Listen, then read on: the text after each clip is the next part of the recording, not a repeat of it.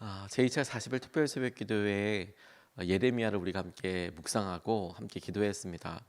예레미야를 묵상하면서 주님의 진심 앞에 우리가 서보자.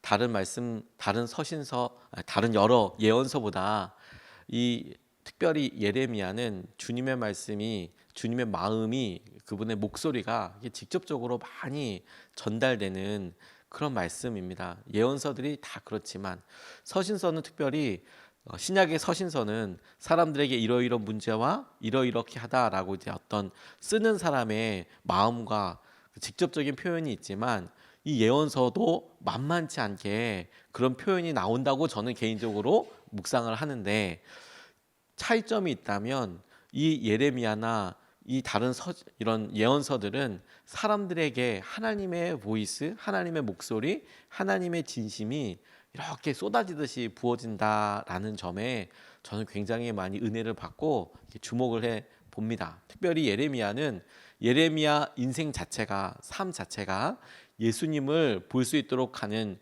굉장히 중요한 모델이자 삶 자체가 그런 역할을 하고, 예레미야 서도 그런 하나님의 음성과 마음을 이렇게 절절하게 이렇게 보여주고 있는데요. 오늘 이 본문 말씀이 예레미야서의 가장 마지막에 해당되는 부분입니다. 우리가 지난 수요일에 51장까지가 예레미야의 예언이 거의 끝나는 말씀이라고 그렇게 볼 수 있는데, 그 51장 맨 마지막에 예레미야 말이 여기까지 끝이다라는 표현이 등장합니다. 그리고 52장은 그래서 예레미야가 예언했던 말들이 어떻게 이루어졌는지를 마치 다시 확인하듯이, 마치 문제집을 풀면 그 문제집 맨 뒤에 해답지가 있어서 그 해답지에 이렇게 나와 있는 것이 막 이렇게 쭉쭉쭉쭉 전개되듯이 예레미야가 했던 말들이 어떻게 이루어지고 그 마지막이 어떻게 됐다, 그렇게 진행이 됩니다. 그리고 그 가장 말미에 그나마도 시드기야 왕이 죽고, 그리고 모든 사람들이 다 포로 생활 이제 다 들어가서 한참 있었던 어느 날의 기록을 이야기하고, 이것이 예레미야의 끝이자 이 고난 가운데 있는 예레미야를 통해 그 시대에 함께 살았던 이스라엘을 향한 하나님의 마음을 우리가 이렇게 볼 수 있는 중요한 사건이라고 오늘 붙잡고 마지막으로 함께 기도하고 싶습니다. 첫 번째로 우리 같이 기도하고 싶은 것은 하나님이 기억하고 계신다라는 사실입니다. 하나님께서 시드기야 왕 그의 참혹한 죽음과 예루살렘에 살던 사람들의 심판과도 같은 날들이 지나고도 여전히 회복될 가망이 전혀 없고, 그렇게 처참하게 무너질 수 있을까 싶었던 날들이 계속 되었지만 하나님께서는 기억하고 계십니다. 무엇을 기억하시느냐? 31절 말씀을 보면 유다 왕 여호야긴이 포로로 잡혀간 지 37해가 되는 해 곧 바벨로니아 왕 에윌무로닥이 왕위에 오른 그해 12달째 25일에 그가 유다 왕 여호야긴에게 특사를 베풀어서 그를 옥에서 석방하였다고 말씀하고 있습니다. 52장으로 넘어오면서 그렇게 급속도의 여러 가지 일들이 일어나게 되는데, 소개되고 있는데, 시드기야가 백성들이 각각 붙잡히거나 혹은 끌려가거나 죽임을 당하거나 뭐 이런 일들이 등장하게 되는데, 예레미야가 예언을 통해서 수없이 이야기했던 일들이 다 이루어집니다. 역사 속에서 하나님이 이루신 일들이 그런데 한 가지 사건으로 보여지게 되는 것이죠. 여호야긴 왕이 석방되는 일이 있었습니다. 이게 뭐 대단한가 싶지만 실제로 이 일이 굉장히 중요하다고 이야기할 수 있는 것이, 이날을 학자들은 대략 주후 561년에서 560년 사이에 있었던 거라고 이제 생각하는데, 근데 주전 537년에 첫 번째 귀환이 있습니다. 그러니까 여전히 한 20년 넘게 이 포로 생활이 계속됩니다. 여전히 포로 생활이 계속되는 일 가운데 이 왕이 석방 왜 됐을까? 어떤 이유로 됐을까라고 질문해 볼 수 있는 것이죠. 예를 들어서 다시 봉기가 일어나서 전쟁이 일어날 듯해서 어떤 유화책으로 왕을 석방해 준다든지, 혹은 뭐 정세가 변해서 뭐 불안해서 어떻게 한다든지, 뭐 이스라엘이 원래 강대국이었는데 뭐 다시 어떤 유화 정책을 펼쳐야 한다든지, 뭐 이런 다양한 이유가 있을 법한데 그런 외적인 이유가 거의 없을 때라는 것에 주목해야 한다는 거예요. 이스라엘이 멸망했습니다. 남유다까지도 완전히 싹 멸망이 돼서 포로로 다 끌려갔어요. 왕족들, 귀족들 다 잡혀갔습니다. 남유다, 이스라엘에 원래 살던 사람들이 힘과 능력이 없었습니다. 그리고 이미 그렇게 점령이 되고 오랜 시간이 지난 거예요. 586년경에 예루살렘 성까지 다 침략이 돼서 완전히 다 빼앗겼으니까 대략 25년이 지난 거예요. 대략 25년. 그러니까 이미 여러 기간이 지나면서 그냥 고착될 대로 이대로 그냥 없어지나 보다 이렇게 생각이 되고, 그리고 진짜 무슨 뭐 정치적이거나 군사적인 행동이 있었을까 싶지만 여전히 이 석방에 있고 나서도 한 20년 넘게 여전히 이 사람들은 그냥 어렵고 힘든 생활을 그냥 살아가는 것이죠. 그러니 이 사건을 보고 이게 무슨 의미가 있다는 거야. 그냥 포로 생활은 계속 진행이 되고 그 진행되는 과정 가운데 왕이 석방됐다는 것을 어떻게 그냥 볼 것인가. 이게 되게 중요한 거라고 생각하게 됐어요. 왜? 수없이 많은 일들 가운데 왕이 석방되었다? 이것을 보고 이스라엘 백성들은 이것을 어떤 의미로 생각할까 물어볼 수가 있겠지만 하나님이 다윗에게 약속한 언약을 기억하고 계셨어요. 여전히 그들 통해서 하나님께서 하시겠다는 일 뿐만 아니라 이렇게 여호야킨 왕을 회복시킨 것을 통해서, 석방시킨 것을 통해서 하나님께서 예레미야와 여러 예언자들에게 계속해서 말씀해 주신 대로 회복의 날, 그날이 올 거야. 그날은 째깍째깍째깍 다가오고 있어. 그것을 하나님께서 잊지 않으셨어 라고 이야기하는 것이라고 저는 붙잡게 됐어요. 역사 가운데서 이런 일들을 문득문득 주님께서 넣으십니다. 그리고 우리에게 하나님께서 기억하고 계신다. 그리고 이 일을 통해서 우리가 감사할 수밖에 없는 일들을 만들어 가세요. 우리가 여전히 어려운 상황들을 보면서 하나님께서 우리 가운데 함께하고 계셔, 일하고 계셔 라고 생각하게 하는 것들이, 우리가 원하는 것은 완전히 끝나는 것, 완전히 종식되는 것, 우리가 볼 때 어떤 드라마틱한 사건들로 드러나는 것, 이것이 우리가 원하는 바입니다. 실제로 그런 날이 오긴 할 겁니다. 그런데 대부분 그런 여러 일들이 우리 가운데 있고 상황이 진행될 때에 우리가 그 한가운데 있을 때에는 하나님께서 우리에게 여러 사건들과 오늘 이런 것처럼 여호야킨 왕이 석방되는 것 같은, 이게 도대체 나랑 무슨 상관이 있어? 이런 일들을 보여주시죠. 그리고 우리에게 바로 믿음의 눈이 필요한 겁니다.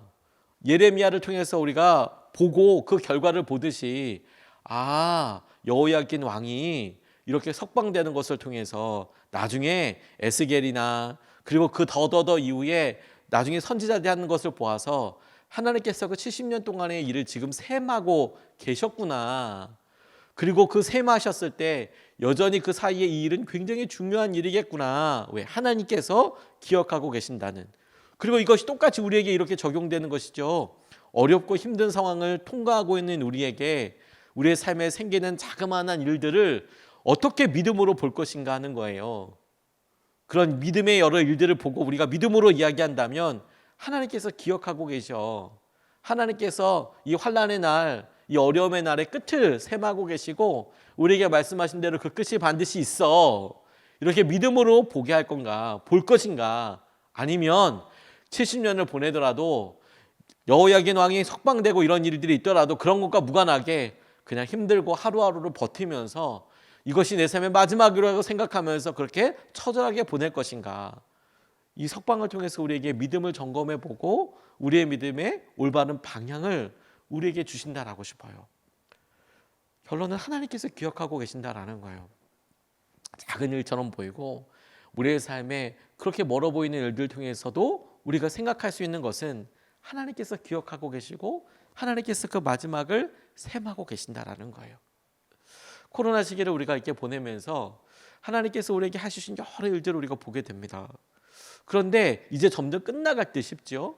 근데 2년 2개월 넘게 쭉 진행되는 과정을 가만 보면서 하나님께서 우리에게 끝이다, 끝이다, 끝이다 이런 일들 가운데 우리가 끝없이 똑같네, 또 어렵네, 계속 어렵네 라고 생각하기도 했지만, 근데 그 사이에 하나님께서 우리에게 가정의 작은 일들 통해서 안심하게 해주시고, 우리가 교회의 여러 일들과 도전을 통해서 하나님께서 이것도 넘어서게 해주시고, 그런 여러 일들이 우리 가운데 있다는 겁니다.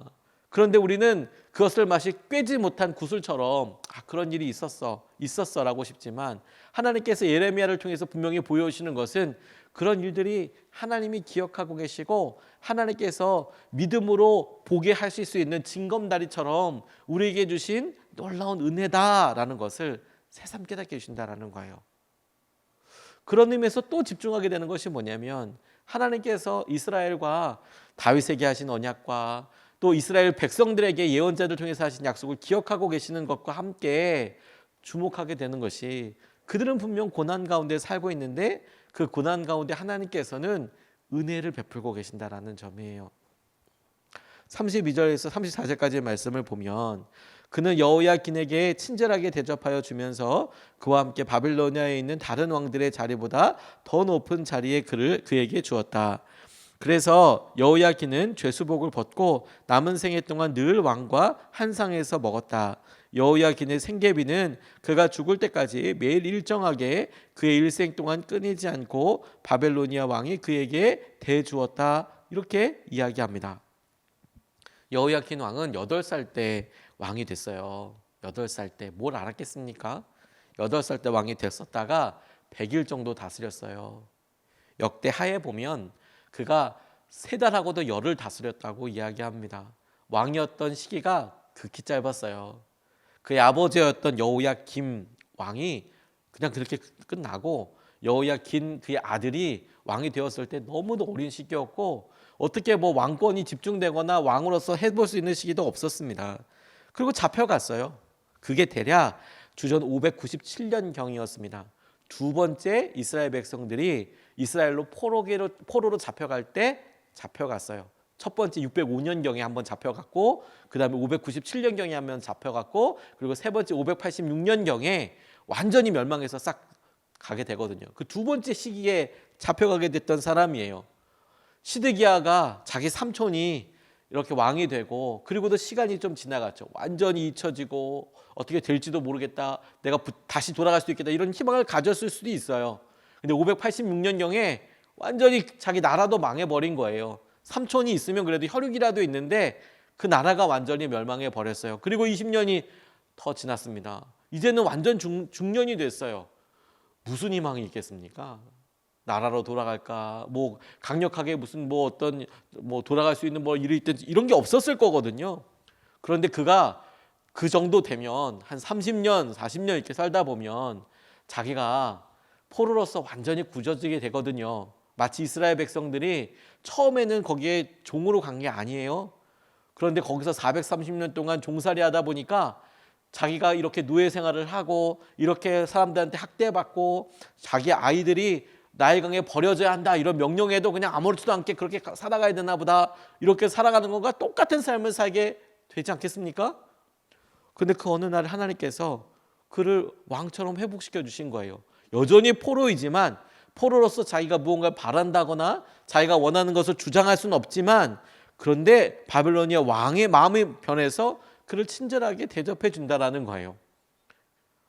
여호야긴에게 뭐가 있어서가 아니라 순전히 정말 바벨로니아 왕이 그냥 그에게 그렇게 친절을 베풀어 준 거예요.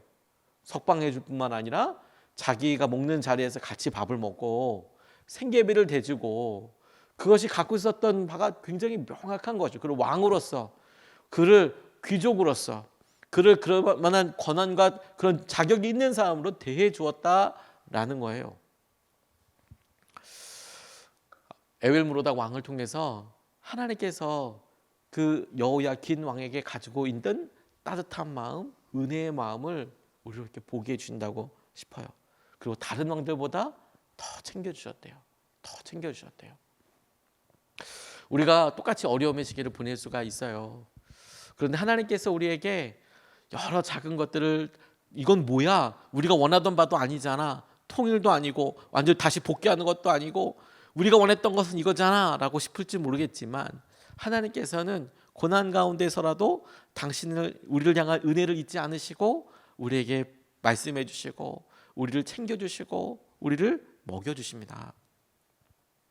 40일 특별 새벽기도회 제2차를 이렇게 마치면서 항상 질문하듯이 이번에도 같이 질문해 보게 됩니다. 무슨 일을 이루셨나? 하나님께서 어떤 일을 이루셨나. 제가 처음에 40일 특별 새벽기도회를 시작하면서 그때 처음 갖고 있었던 마음은 요 시기가 끝나면 코로나가 좀 끝나나? 어떻게 좀 해결이 되나? 이런 마음이 간절함이 있었어요. 근데 동시에 제 마음속에 이런 연약한 마음도 있었습니다.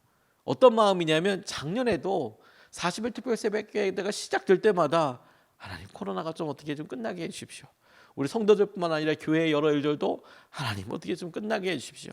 어떻게 좀 이렇게 되게 해주십시오. 그런 간절한 기도들이 있었어요. 그런데 그때마다 좌절된 듯이 여전히 다시 또 이렇게 뭐 오프라인으로 드려야 될 멀어 요원해 보이고 온라인으로 막 예배드려야 될 시기가 더 길어지고 이런 시기가 있었어요. 그런데 이번 40일 특별 새벽기도회 중간에는 하나님께서 참 많은 일들을 변화시켜 주시더라고요. 같이 오프라인으로 모이는 것뿐만 아니라. 근데 그거 말고도 가만히 생각해 보게 됐어요. 이번 2차를 보내면서 우리가 교회 대출뿐만 아니라 우리가 이번에 뭐 여러 부활절을 통해서 사람들 돕는 것뿐만 아니라 그리고 하나님께서 우리에게 주신 여러 일들 놓고 기도했던 것들 가만히 보면 주님께서 고난과 어려움이라고 생각되고 어려운 시기를 통과하는 과정이라고 생각하는데 그런데도 주님께서 우리에게 하나씩 고난 가운데 은혜를 챙겨주셨다라는 것들을 보게 된 거예요. 그게 너무 기쁘고 감사하다는 생각을 하게 됐습니다. 여전히 우리 아이들이 학교를 가고 그리고 자기의 진로를 향해 한 걸음 나아가고 우리의 가정이 힘들 것 같다 어려울 것 같다라고 시기가 넘어섰는데도 주님께서 우리에게 은혜를 주시고 주님께서 우리 가운데 기도하게 해주셔서 그 자리에 우리가 있게 되고 그것이 주님께서 주신 놀라운 은혜이겠다. 하나님께서 고난의 때에 우리 가운데 정작 믿음의 눈을 보게 해주시고 정작 그렇게 힘들고 어려운 시기에도 예레미야의 말씀 하나님의 진심을 주님의 진심을 듣는 사람들 통해서 그들 가운데 희망을 품게 해주시고 기도하게 해주셨고 그런데도 불구하고 주님께서 말씀하신 대로 포로로 다 잡혀가고 조국은 망하고 힘들고 어려운 상황들이 계속 진행이 됐는데 주님은 아이러니하게도 그 상황 가운데서도 믿음의 눈을 가진 사람들에게 주님이 하고 계신 것을 명확하게 집중하게 하시고 보여주시고 주님이 여전히 고난 가운데 은혜를 잊지 않고 계신다라는 것을 우리에게 알려주세요. 이것이 우리에게 믿음의 도전이고 주님께서 우리에게 또 다른 곳을 열어서 주장하시고 도전하시는 부분이라고 싶어요. 우리 삶이 지속되면서 주님의 말씀은 끊이지 않고 계속 등장하게 될 겁니다. 그런데 우리의 삶 자체를 보면 우리의 시련과 우리의 어려움이 그냥 어느 날 끝난다 이런 날은 우리가 마지막 죽는 날밖에 없을 거예요. 아마 우리의 삶이 계속되는 한 어떤 면으로 볼 때는 시련처럼 보이는 일들이 이런 면에서 보면 주님의 응답처럼 보이는 일들이 쉬지 않고 계속될 겁니다. 그런데 우리는 예레미야를 통해서 알고 보게 되는 것이죠. 다 폐역하고 심지어 그 심판의 끝에 있는 그런 것처럼 보일지라도 주님은 여전히 절절하게 당신의 진심을 담아서 이야기하시는 분이시더라. 뿐만 아니라 고난 가운데서도 은혜를 베푸시는 분이시더라. 그것을 통해서 주님께서 행하신 은혜와 주의 마음을 우리로 붙잡게 해주시더라. 우리가 이 예레미야를 마치며 주님께서 주시는 이 은혜와 주의 마음을 우리가 다시 한번 붙잡고 주님께 나아가면 좋겠습니다. 오늘 두 가지 말씀을 같이 나눴어요. 40일 특세를 마치면서 우리가 주목하고 싶은 것은 고난 가운데 임했던 주님의 은혜를 기억하고 싶습니다.